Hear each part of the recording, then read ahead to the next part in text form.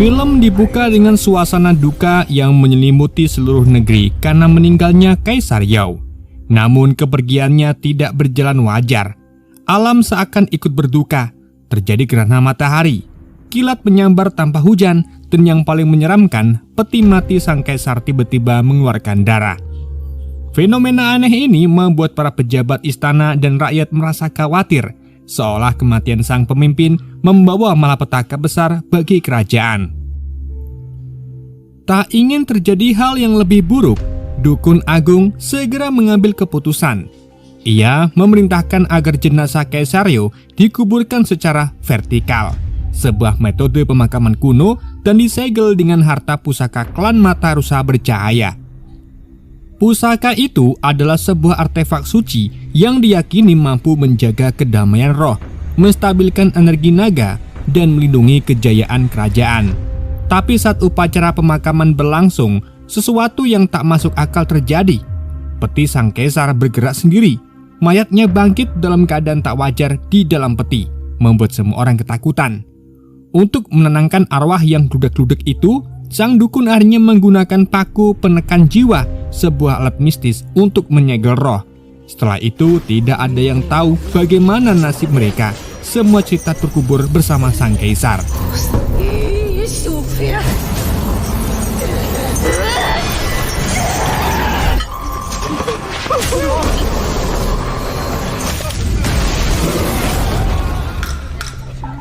Ratusan tahun kemudian, suasana berubah. Shin berpindah ke seorang kakek buta yang gak tahu nama siapanya. Ia sedang menawarkan jasa ramalan di pinggir jalan.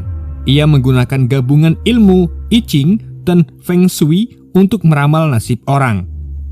Di tengah keramaian, datanglah pemuda gendut bernama Fu Gui yang mengolok peramal itu karena dianggap penipu.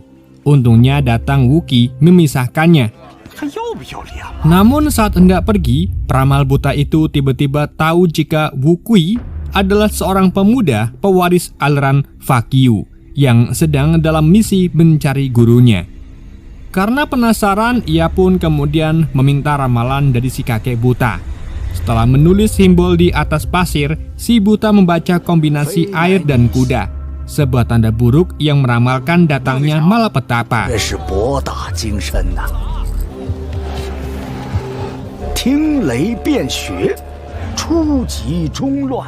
Fu Gui si gendut yang ceroboh awalnya menertawakan ramalan itu, tapi tiba-tiba datang seorang gadis menyerobot giliran ramalan. Hal ini membuat Fu Gui ngamuk.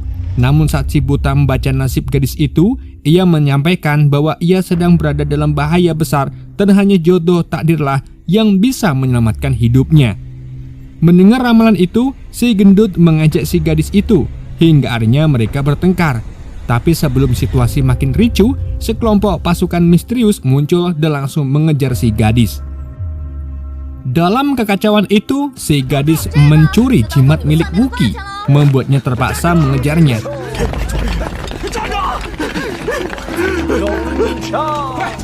Malam pun datang, kejar-kejaran masih terus berlangsung. Wuki dan Fu Gui akhirnya berhasil menangkap gadis itu dan menyeretnya masuk ke sebuah lokasi terlarang yang dikenal sebagai Coffin Home. Tempat ini dikenal sebagai lokasi keramat yang tidak boleh dimasuki oleh orang hidup. Konon katanya, arwah-arwah penasaran akan bangkit dan menuntut nyawa siapapun yang berani masuk. Begitu berada di dalam, suasana menjadi sangat mencekam. Tiba-tiba si gendut menghilang. Wuki dan si gadis panik lalu mencarinya.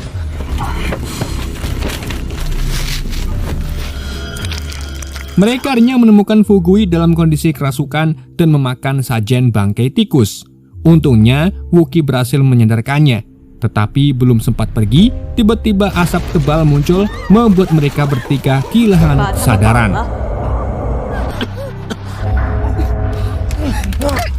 Sementara itu, di tempat lain, Jenderal Lin sedang menikmati hidupnya yang syahdu penuh kemewahan. Tapi suasana santai itu langsung buyar ketika ajudannya yang bernama Li Chen datang membawa kabar buruk. Putri semata wayangnya, Zhen Zhen, telah diculik oleh seorang penjahat wanita bernama Hong Ling. Ternyata gadis yang bersama Wookie dan si gendut itu adalah Shenzhen. Mereka diculik oleh sekelompok yang dipimpin oleh Hongling. Ia ternyata sengaja menculik Wookie karena tahu jika ia adalah pengguna ilmu Fakui dan sedang dalam misi mencari gurunya. Saat Jenderal Lin datang bersama pasukannya untuk menyelamatkan putrinya, situasi malah semakin sulit dan ia tidak bisa berbuat apa-apa.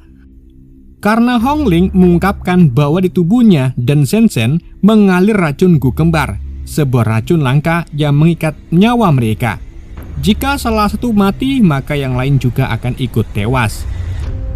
Hongling kemudian menyampaikan sebuah kesepakatan. Jika mereka mau ikut mencari harta karun tersembunyi, ia akan memberikan penawar racun untuk Shenzhen. Sedang Wookie yang menguasai ilmu Fukyu juga dipaksa ikut sebagai petunjuk jalan dengan jaminan Hongling akan memberitahukan keberadaan gurunya.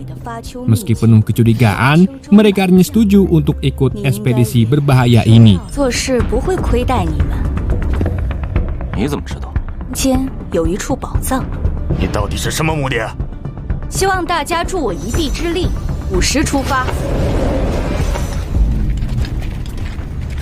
Perjalanan pun dimulai. Rombongan menapaki jalur berliku menuju puncak Hualing. Jalan yang mereka tempuh dipenuhi rintangan. Semuanya jalur terkait dengan Feng Shui dan posisi bintang. Wookie yang bertugas sebagai pemandu menjelaskan bahwa meski bintang tidak terlihat di siang hari, energi Qi tetap mengalir, menunjukkan tempat tersembunyinya makam kuno. Dengan bantuan kompas warisannya, Wookie menunjukkan lokasi yang diyakini sebagai pintu masuk ke Goa Harta Karun. Namun ketika sampai di sana, mereka dihadapkan pada jurang yang gelap dan sangat dalam. Meski takut setengah mati, si gendut akhirnya dipaksa turun untuk memeriksa ke bawah jurang apakah jalur itu aman. Si gendut akhirnya turun. Kabut tebal dan kegelapan membuatnya nyaris terjatuh. Sementara Wookie dan yang lainnya hanya bisa menunggu dengan cemas di atas.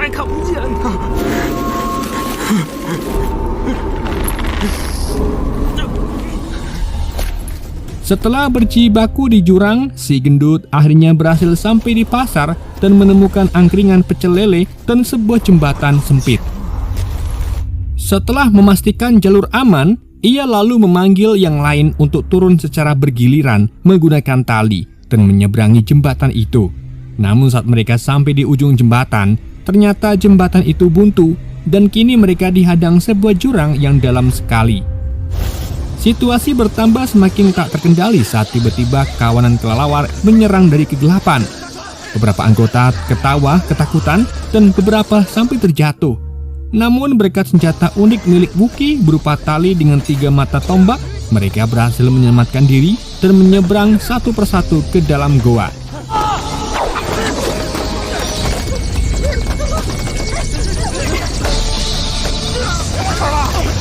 Setelah berhasil menyeberang, ajudan Li Chen justru meledakkan bom untuk mencegah kawanan kelelawar masuk. Tapi ledakan itu membuat pintu masuk runtuh dan memisahkan mereka dari pasukan lain.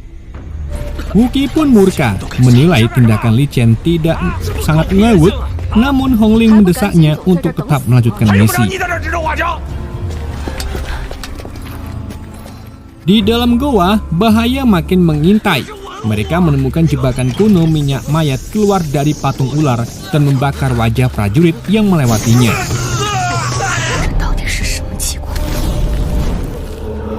Setelah itu, asap merah korosif juga tiba-tiba muncul. Salah satu prajurit Jenderal Lin terkena asap itu hingga tubuhnya hangus, menyisakan tulang belulangnya saja. Tapi Wookie dengan tenang berhasil menemukan dan memecahkan mekanisme teka-teki dan membuka pintu penyelamat.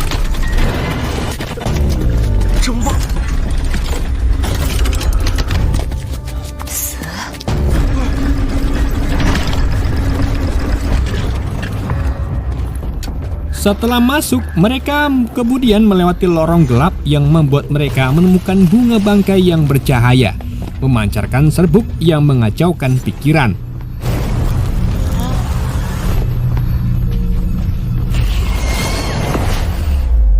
Di tengah efek kabut ilusi itu, mereka melihat cermin dan patung manusia yang konon jadi pemandu roh ke alam baka. Jenderal Lin terus menempel di dekat Shenzhen, namun hubungan mereka yang renggang membuat sang putri tidak nyaman. Ketegangan memuncak saat si gendut dengan sifat cerobohnya mengambil salah satu benda dari altar. Seketika, mekanisme aktif patung-patung hidup. Musik horeg bergema dan suasana berubah jadi kekacauan total. Patung-patung itu ternyata hanya ilusi, tapi efeknya membuat semua orang berhalusinasi dan saling menyerang.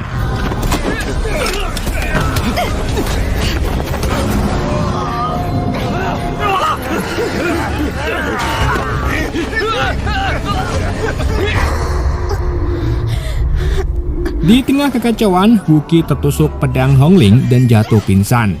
Dalam ketidaksadarannya, ia mendapat penglihatan dari sang guru. Sang guru memberinya pesan penting.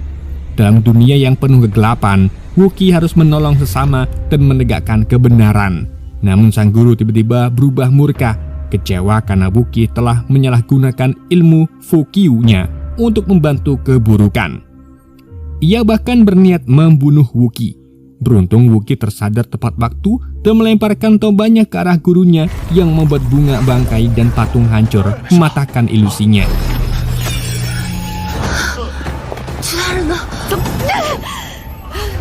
Si gendut yang ketakutan dikejar patung yang ternyata hanya bayangan dari Jenderal Lin dan Li Chen justru membuat mereka bertiga terpisah dari rombongan.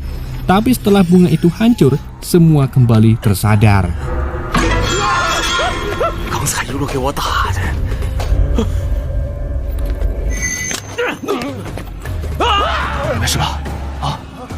Namun setelah mereka tersadar dari efek serbuk bunga bangkai, muncul sosok monster misterius yang tiba-tiba menyerang Wuqi dan yang lainnya.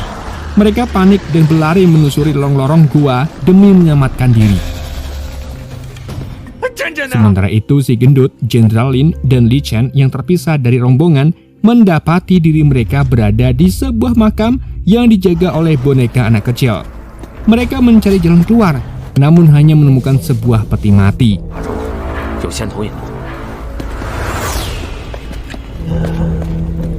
Saat peti itu mereka buka, boneka anak kecil tersebut hidup dan mengeluarkan banyak monster kelabang. Di tengah kepanikan, Li Chen malah berkhianat dan meninggalkan Jenderal Lin dan si gendut terpojok sendirian.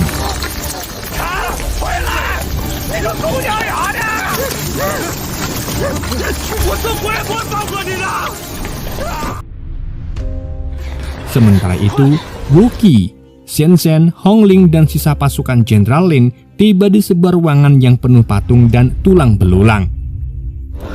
Di sana, mereka mencoba memecahkan sebuah mekanisme kuno agar bisa menemukan jalan menuju altar utama tempat harta karun yang dicari Hongling.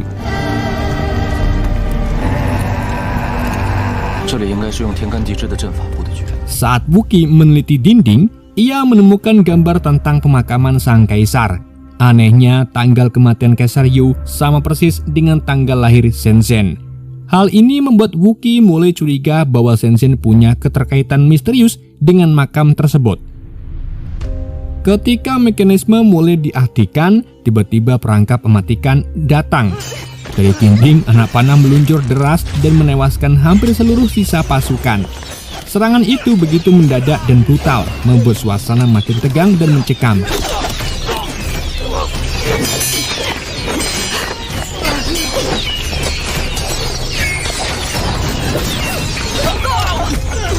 Beruntung Hongling berhasil menghentikan mekanismenya dan menemukan gerbang menuju ruang utama.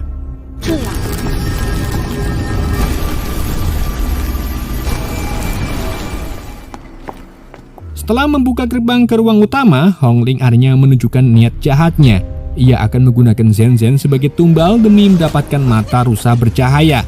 Untungnya Wuqi sudah bersiaga dan tahu niat jahat Hongling dari awal sehingga berhasil menyelamatkannya. Wuqi berusaha menghentikannya, namun Li Chen tiba-tiba muncul dan menyandra Shenzhen. Tapi tak disangka, sebuah peti ujuk-ujuk jatuh dari langit makam. Di dalam peti itu ternyata berisi si gendut dan Jenderal Lin. Ternyata saat terjebak di ruang penuh monster kelabang, mereka bersembunyi dalam peti itu dan menemukan mekanisme rahasia yang membawa mereka menuju altar utama. Tapi situasi makin memburuk karena Li Chen yang ternyata telah bersekongkol dengan Hong Ling sejak awal. Ia akhirnya menyandra mereka semua dan ritual mengerikan pun dimulai. Setelah darah Shenzhen menetes, mekanisme mulai aktif dan peti mati Kaisar Yu terbuka.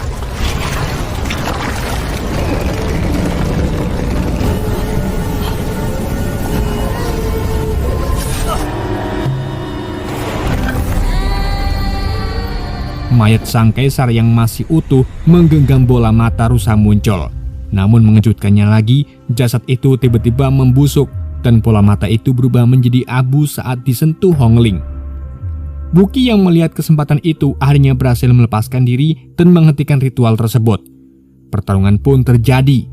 Jenderal Lin yang berusaha melindungi anaknya tertembak oleh Li Chen. Untungnya di detik-detik akhir ia berhasil membalas dan menewaskannya sebelum meninggal. Shenzhen yang selama ini tidak akur dengan ayahnya menangis atas kepergiannya. Sementara Buki berhasil mengalahkan dan menekan Hong Ling, menanyakan keberadaan gurunya. Tapi wanita itu hanya tertawa gila karena impian kekuasaannya telah hancur. Di saat itu juga tiba-tiba monster besar muncul dari bawah peti Kaisar Yu. Si gendut yang sempat membawa granat pun melemparkannya ke mulut monster itu.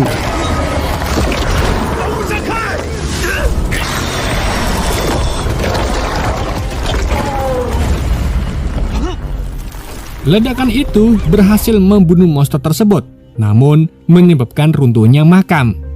Buki, si gendut, dan Shenzhen berjuang keras melarikan diri melalui lubang yang dibuat monster tersebut. Mereka akhirnya jatuh ke sungai bawah tanah yang mengalir keluar dari makam. Sesampainya di permukaan, mereka disambut oleh sinar matahari yang sangat hangat dan segar. Seolah-olah alam memberikan harapan baru setelah kegelapan yang mereka alami. Di akhir kisah, kita kembali diperlihatkan peramal buta yang menceritakan kisah kepahlawanan Buki, Shenzhen, dan si gendut Fu Gui.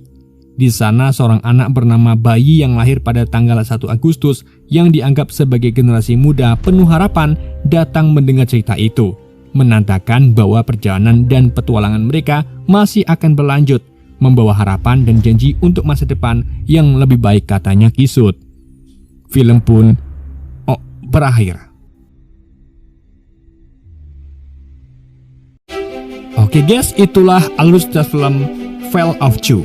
Semoga kalian terhibur dengan alur cerita yang saya bawakan. Mohon maaf jika ada kesalahan dalam penyampaiannya ataupun penyebutan nama. Sekian dari Yende, sampai jumpa di video berikutnya.